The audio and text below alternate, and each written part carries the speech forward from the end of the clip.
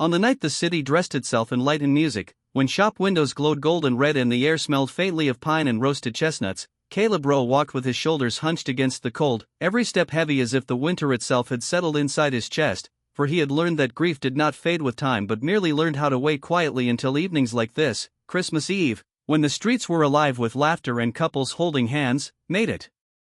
impossible to ignore. Snow drifted down in soft, careless flakes, melting against his coat, as traffic slid past in shimmering lines of white and red, and somewhere a distant choir sang a song about peace that felt written for a different kind of life than his, because peace was not something Caleb had known since his wife's laughter disappeared from their small kitchen 3 winters ago, leaving behind silence, hospital bills, and a child who still asked questions he could not answer. And as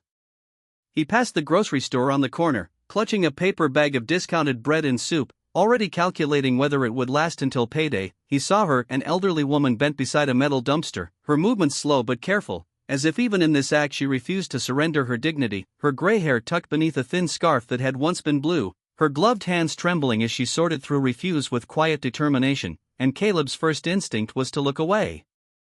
Because he had learned that if he let himself see too much of the world's brokenness, it might finally break what little resolve he had left, yet something rooted him to the icy pavement, perhaps the way she paused to smooth a crumpled napkin before discarding it, or the way she stood so straight despite the cold, and as snow gathered on her shoulders, she looked less like someone scavenging and more like someone waiting for permission to be seen, and Caleb felt that familiar war inside him begin, the one between exhaustion and empathy, between the man he had become and the man he used to be before life narrowed his choices, because helping meant time, money, and emotional energy he did not believe he possessed, and walking away meant accepting that this, too, was normal, that the city could glow with celebration while someone starved quietly beneath its lights, and as he hesitated, memories pressed in on him uninvited, the sound of his daughter's soft breathing as she slept, the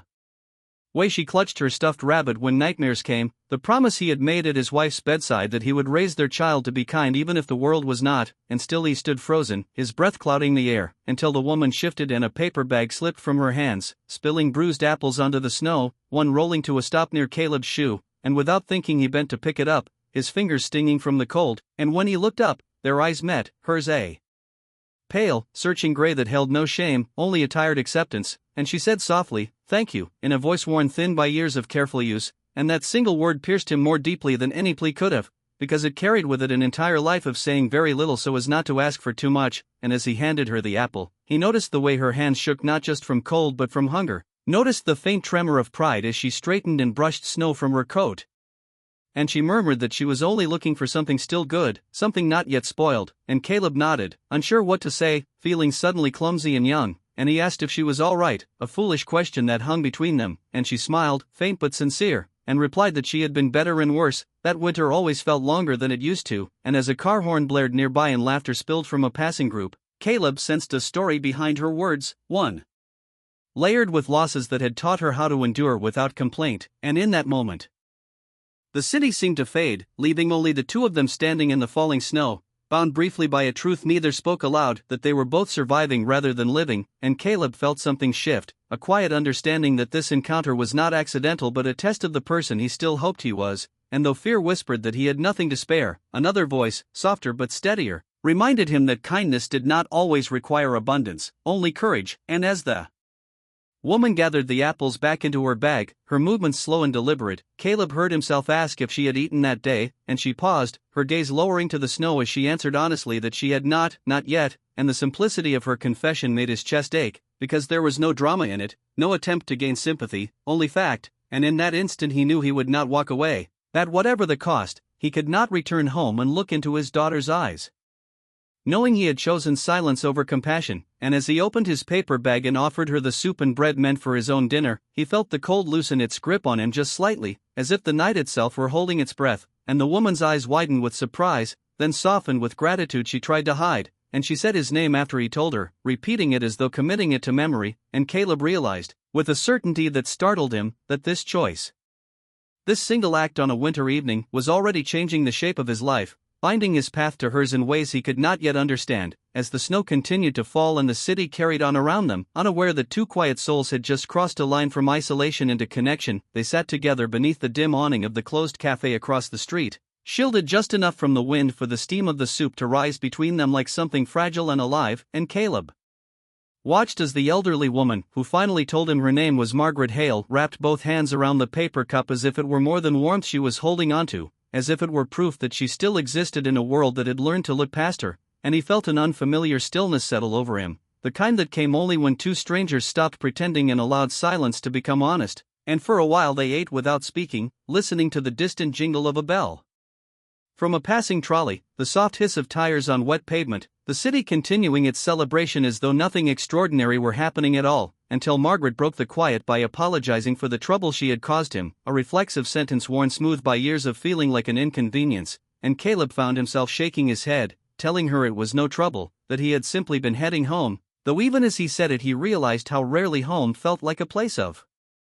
rest anymore, how often it was simply another space where responsibility waited, and perhaps sensing the weight behind his words, Margaret studied his face with a gentle attentiveness that surprised him, asking if he had family, and when he mentioned his daughter his voice softened without his permission, the way it always did when he spoke of her, and Margaret smiled at that, a real smile this time, one touched with memory, and said children had a way of keeping the heart open even when life tried to close it, and something in her tone carried a knowing that made Caleb curious, and so, slowly, carefully, their conversation unfolded in fragments, not as a confession but as an exchange of small truths offered and received with respect, Margaret speaking of how she had once loved Christmas, how she used to decorate a tall tree in a living room that smelled of oranges and pine, and Caleb listening with an ache he did not yet recognize, because as she spoke it became clear that this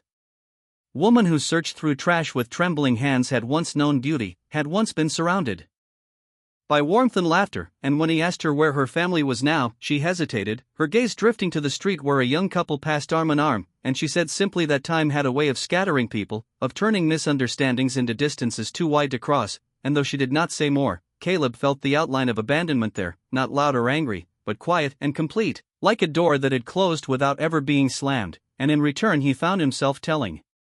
her about his wife, Elena, about the way illness had come like a thief in the night and taken her piece by piece while he stood helplessly by, about the nights he still reached for her in his sleep, and the mornings he woke up exhausted before the day even began, and Margaret listened without interruption, her expression reflecting not pity but recognition, and when he finished she nodded and said grief was not something one moved past, only something one learned to carry with grace if possible.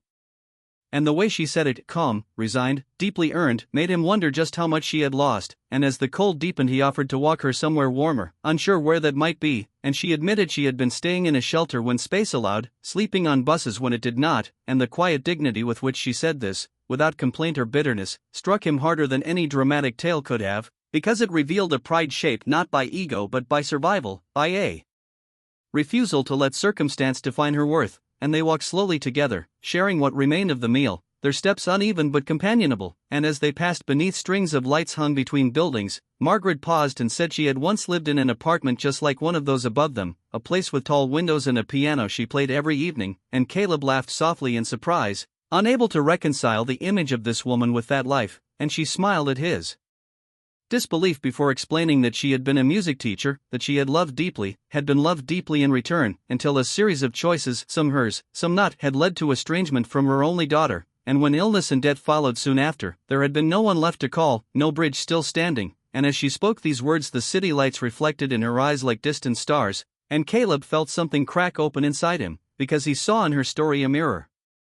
of his own greatest fear, that love, once lost, could leave a person untethered, drifting through life unseen, and as they reached a small diner still open against the cold, he insisted on buying her another meal, and she protested weakly before giving in, and they sat in a booth warmed by cracked vinyl seats and the hum of old heaters, sharing pie and coffee, and with each small act of kindness, the way he held the door, the way she folded her napkin neatly, the way they both said thank you too. Often trust formed not suddenly but gently, like ice melting into water, and it was there, over the clink of silverware and the smell of cinnamon, that Margaret revealed the truth she had not planned to share, her voice steady even as her hands tightened around her cup, that her daughter's name had been Elena Hale, that she had last seen her years ago after a bitter argument she would give anything to undo, and Caleb felt the world tilt as recognition crashed over him, the name echoing through his chest with unbearable clarity, and in that moment he understood that the woman sitting across from him was not only someone in need but someone irrevocably bound to his own past, and as tears filled his eyes and Margaret looked at him in confusion, he realized that the life he thought had been taken from him was reaching back through time, asking not for anger or blame, but for forgiveness, and nothing would ever look the same again. The days that followed unfolded with a weight Caleb had never known, as if kindness itself demanded proof of endurance, because once the shock of Margaret's revelation settled into something real and undeniable, the world seemed determined to test whether compassion could survive outside the quiet shelter of that diner booth, and it began subtly, with practical concerns that pressed in from all sides. Caleb's bank account already stretched thin by rent and medical bills, the long hours at his warehouse job that barely covered necessities, the watchful eyes of neighbors who noticed an unfamiliar elderly woman entering his apartment building and whispered questions they never asked aloud, and the quiet confusion of his daughter, Sophie, who sensed the tension even when he tried to shield her from it, asking why Grandma Margaret slept on the couch and why Daddy looked so tired all the time, and Caleb did his best to answer with softness, telling her that sometimes family found its way back to you when you least expected it, though inside he was wrestling with a fear that refused to quiet, the fear that love alone might not be enough to keep them all afloat, because Margaret's presence, as gentle and unobtrusive as she tried to make it, brought complications the world was not designed to handle with grace, and when he accompanied her to a social services office to ask about assistance, they were met with polite indifference, clipped questions, and a subtle suspicion that clung to Margaret like a second coat, and Caleb felt a heat rise in his chest as he watched her dignity bend under bureaucratic scrutiny, watched her carefully chosen words weighed and doubted, and though he wanted to shield her from it all, he knew that refusing help entirely would mean risking everything he had worked to preserve for Sophie, and the tension deepened when his supervisor called him in for missing shifts, reminding him that compassion did not excuse unreliability, that bills did not pause for personal crises, and Caleb nodded and apologized, swallowing the truth that he was stretched so thin he felt translucent, and at night, when the apartment finally fell quiet, he lay awake listening to Margaret's measured breathing from the couch, haunted by the knowledge that she had once lost her daughter to pride and misunderstanding, and that he might now lose his own stability to the same invisible forces. And still, each morning, Margaret woke early to tidy the small space, to cook simple meals from what little they had, to help Sophie with her homework using patience honed over decades of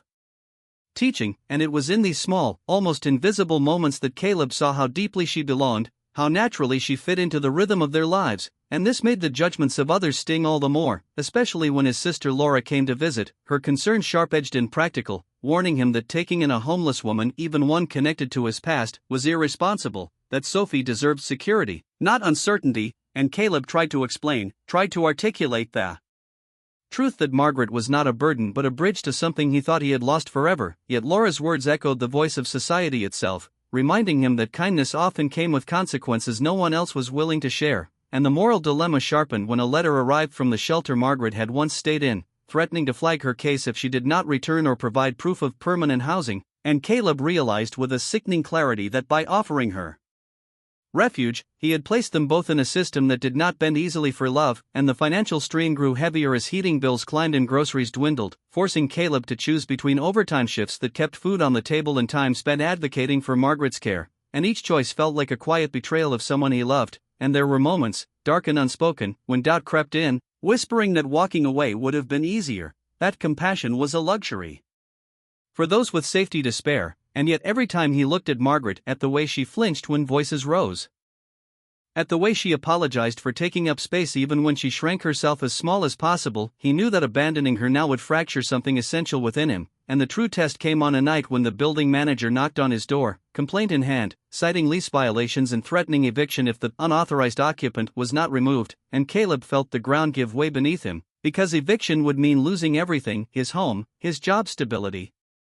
Sophie's sense of safety, and as the door closed and silence flooded back in, he stood there shaking, torn between the instinct to protect his child and the promise he had made without words to the woman who had already lost too much, and Margaret, seeing his distress, quietly offered to leave, her voice steady despite the pain it carried, telling him she had survived worse, that he should not sacrifice his child's future for her sake, and the selflessness of her offer broke him more completely than any accusation could have, because it forced him to confront the heart of the dilemma, that love, real love, demanded risk, demanded the willingness to stand against a world that measured worth in productivity and convenience, and as Sophie stepped forward, wrapping her arms around Margaret's waist and asking if she would still read to her tomorrow, Caleb felt the final barrier fall, realizing that wealth was not measured by security alone but by the courage to choose humanity even when the cost was unbearable, and as he made a call that would either save them or ruin them, calling in a favor he could never repay, risking his job, his reputation, his fragile stability, the story of their lives balanced on the edge of collapse, and as sirens wailed faintly in the distance and snow began to fall once more, Caleb understood that compassion had led him to this precipice, And whether it would carry them forward or tear everything apart would be decided by what came next. The morning that followed arrived without ceremony, pale winter light slipping through the frost-edged window as if unsure it was welcome, and Caleb woke from a night of shallow sleep to find Margaret already awake, seated at the small table with Sophie beside her, helping her sound out words from a worn library book, their heads bent close together in a picture so gentle it nearly undid him, because in that quiet moment, before decisions were finalized, before consequences arrived, there was peace, fragile but real, and it reminded him why he had chosen this path in the first place, and though the day ahead held uncertainty, it also carried something new, resolve, and the miracle, he would later realize, was not that everything suddenly became easy, but that it became meaningful, because the call he had made the night before to an old union representative who remembered his years of steady work and quiet reliability did not result in instant salvation but opened a narrow door, an offer of mediation with the building manager and a temporary hardship extension that bought them time rather than certainty, and time, Caleb was learning, was sometimes the most generous gift of all, and as days turned into weeks, the ripples of that first act of kindness began to spread in ways none of them could have predicted, for the social worker who had once spoken to Margaret with distant politeness returned with a softer tone after reviewing her history more closely, uncovering records of her career as an educator, letters of recommendation from decades past, proof of a life lived with purpose and contribution, and this recognition, simple, overdue, restored something vital in Margaret, who stood a little straighter, spoke with a little more confidence, as though being seen again allowed her to remember who she had always been, and slowly, painfully slowly, systems that had once felt immovable shifted just enough to allow her access to senior housing resources, not as charity but as acknowledgement, and Caleb accompanied her to appointments whenever he could, sitting quietly as she answered questions with calm honesty, and each time she squeezed his hand afterward in gratitude that said more than words ever could, and Sophie, too, changed in small but unmistakable ways, becoming gentler with others, quicker to offer help at school, proudly telling her teacher that her grandmother used to teach music and could help with the class recital, and when Margaret sat at an old piano in the community center and played a simple melody for the children, her fingers stiff but sure, Caleb felt tears sting his eyes, because he saw how dignity returned not through grand gestures but through being useful, being needed, being allowed to give as well as receive, and the reconciliation he had once thought impossible unfolded not with drama but with humility, when a letter arrived addressed to Margaret in careful handwriting, his late wife's sister, who had finally pieced together the truth after hearing fragments from neighbors and co-workers, reaching out with cautious hope, and Margaret held that letter for a long time before opening it, her hands trembling not from weakness but from the weight of years it represented, and when she read it aloud, her voice steady though her eyes shone, there was no erasing the past, no pretending wounds had not existed, but there was forgiveness offered and accepted, tentative plans for a meeting, the promise of a future not defined solely by regret, and Caleb watched this unfold with quiet awe, understanding that healing was not a single moment but a series of brave steps taken despite fear, and though money remained tight and exhaustion still visited him at the end of long days, he felt richer than he had in years, because his home, small and imperfect, had become a place of warmth and shared purpose, where laughter returned gradually, where grief was spoken of without shame, and where love was no longer something he feared losing again, and on a winter evening not unlike the one where it had all begun.